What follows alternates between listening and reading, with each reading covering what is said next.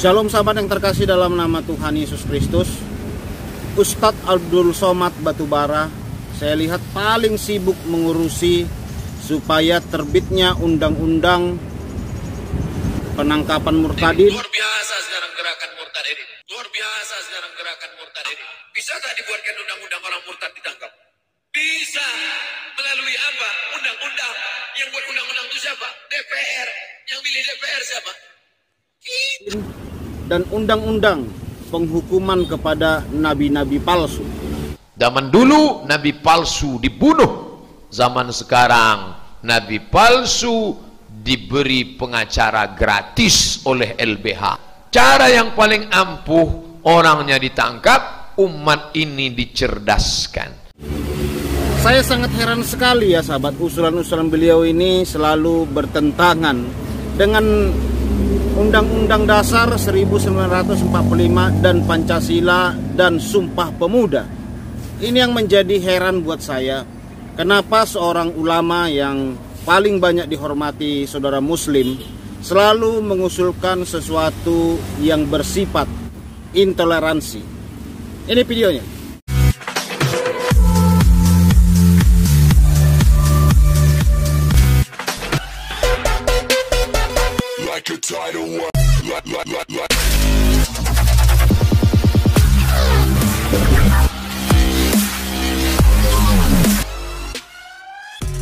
Ketika Nabi meninggal, sudah ada nabi palsu. Namanya siapa? Musailamah.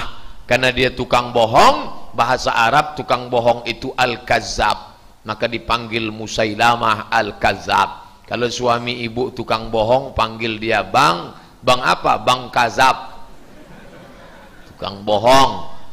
Lalu Musailamah al-kazzab ini buat Quran palsu, mirip.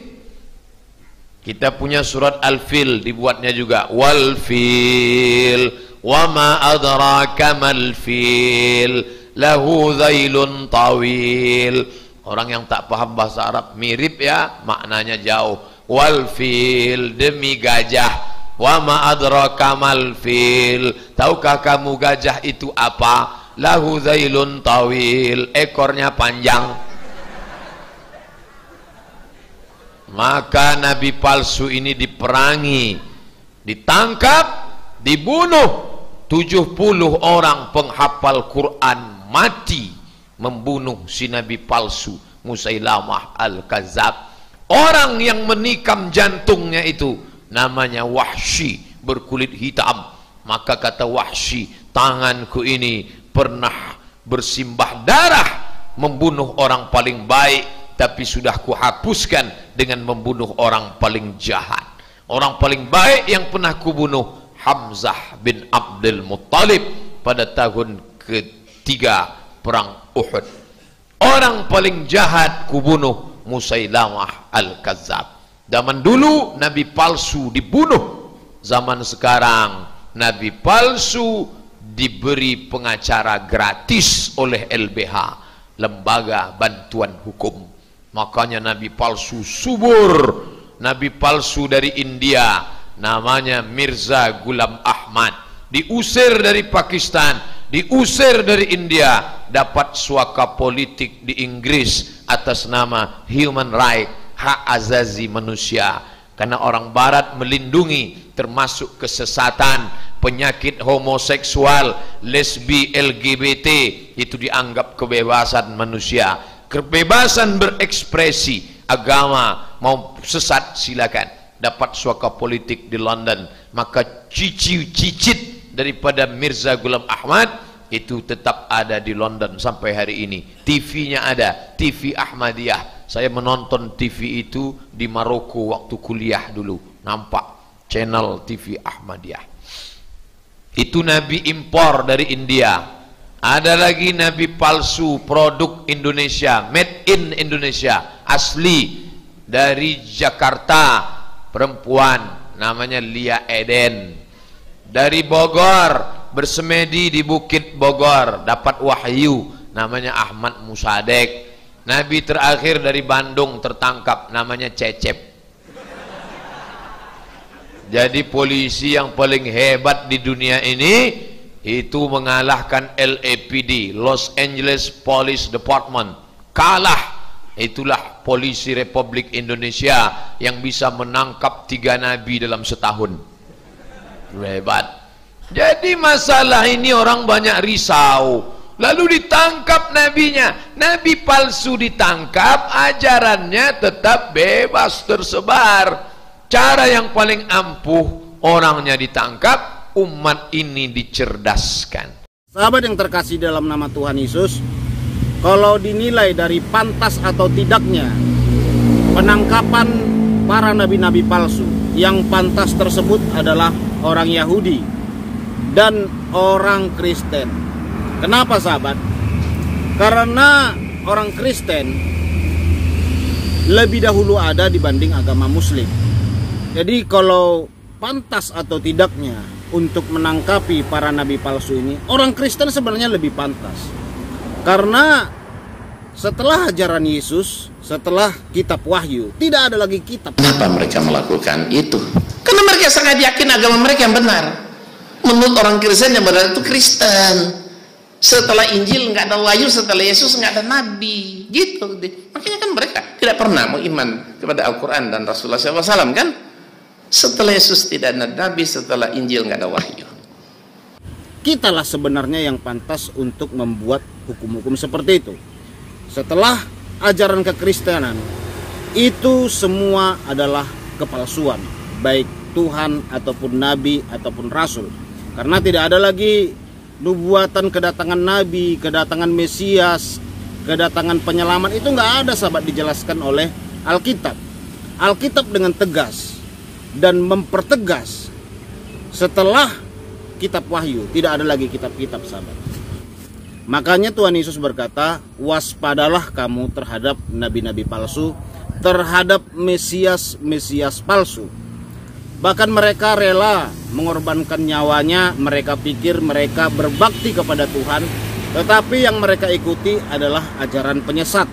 Itu jelas sekali nubuatan yang disampaikan oleh Tuhan Yesus dalam firman-Nya di dalam kitab Injil ya.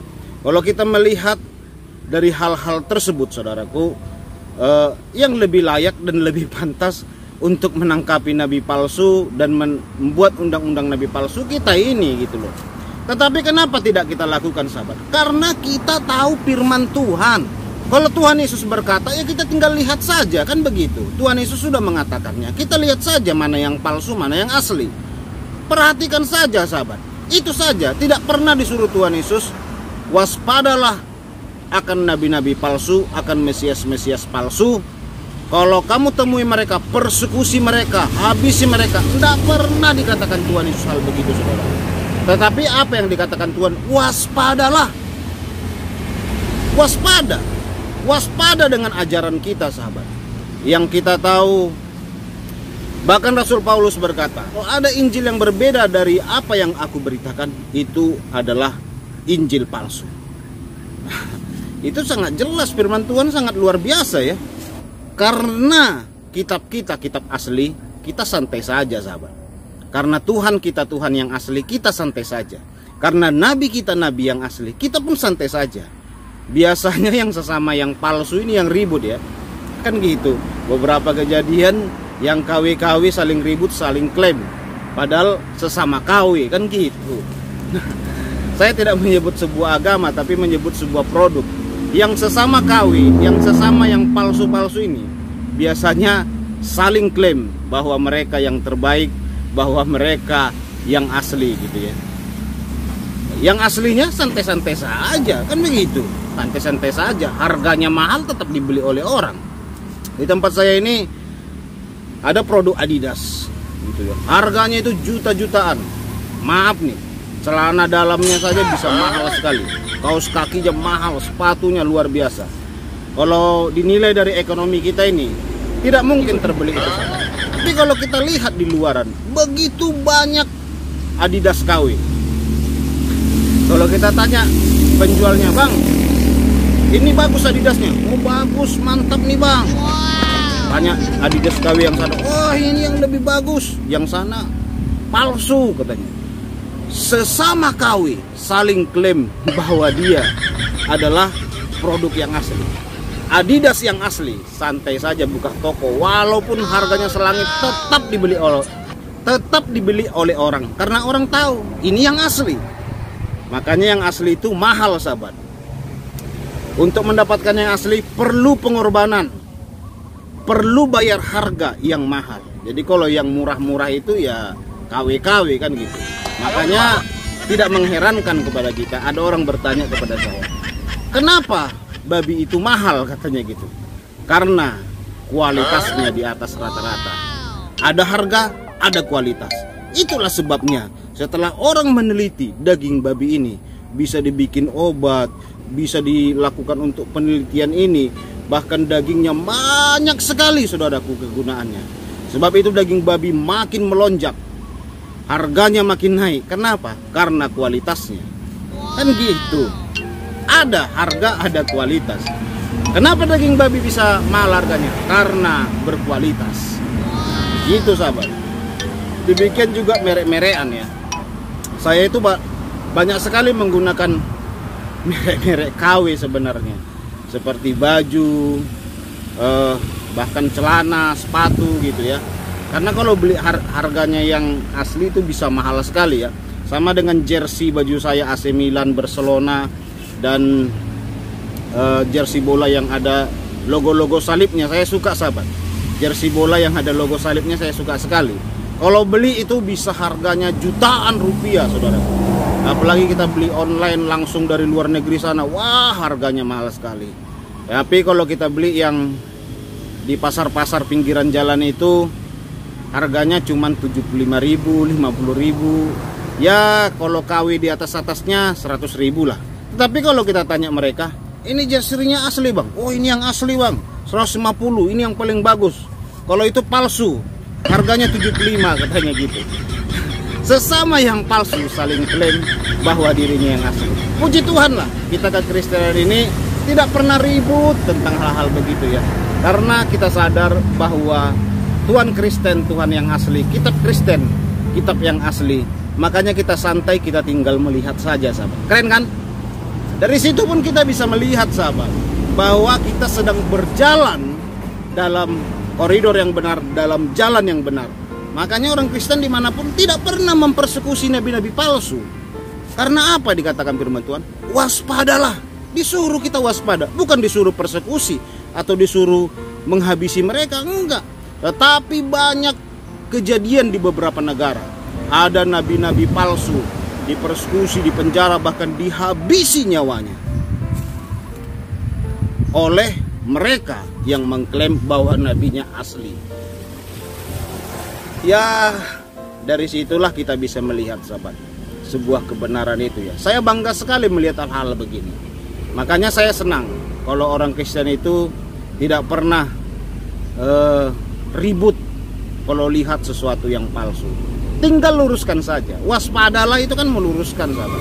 Kita luruskan, kita jelaskan bahwa apa yang dilakukan yang palsu-palsu itu adalah sesuatu yang palsu. Yang asli yang kita jelaskan, kan begitu. Puji Tuhan. Bangga kita jadi Kristen. Haleluya. Shalom.